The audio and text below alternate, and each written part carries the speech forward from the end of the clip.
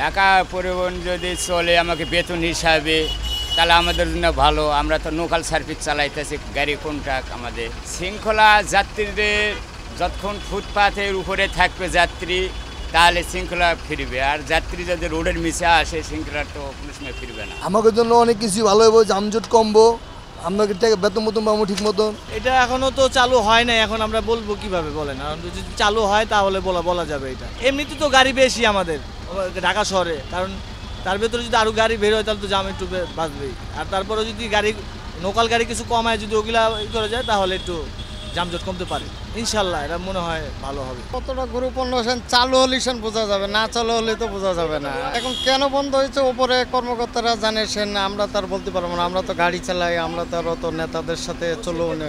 এখন তো সে আরো মনে করেন হইলাঝারি দেউলিয়া মতন হয়ে গেছে। এখন সব স্টুডেন্ট বেশি, যাত্রী ভাড়া দেয় না ঠিক মতন।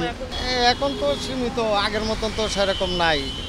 সুযোগ সুবিধা আমাদের আর কি বলবো বলেন, আমাদের আর সুযোগ সুবিধা কি। 50 বছরের ওয়ারেন্টি আর বাহারি ডিজাইনের মুস্তাফা ইউপিভিসি ডোর, কাটিয়ে দিন নিশ্চিন্তে 50 বছর। Mustafa uPVC door, excellence with durability. এটা ভালোই হইতাছে।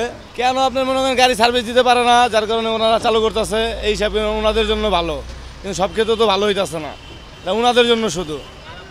আমাদের জন্য তো ভালো হইতাছে না জিনিসটা। আমাদের জন্য তো এমনি গাড়ি বেশি, তার ভিতরে এই গাড়িগুলি আরো নামে, তাহলে তারও সমস্যা। কমবে না, কোথা থেকে কমলো? এই যেটি গাড়ি চলতেছে রাস্তা, এটি তার বন্ধ হবে না, এটি তো চলবেই। এগুলি যদি বন্ধ করে তাহলে ভালো হবে, সার্ভিসও ভালো হবে, যাত্রীও থাকবে, সব দিক দিয়ে ভালো হবে। এই বেতন এটা তো মালিক পক্ষরা যদি করে তাহলে হবে, যদি না করে তাহলে তো হবে না। এখন তো আমরা চালাই কন্টাকে, কোনো বেতন ফিক্স বেতন নাই, যেরকম হয় এরকমই।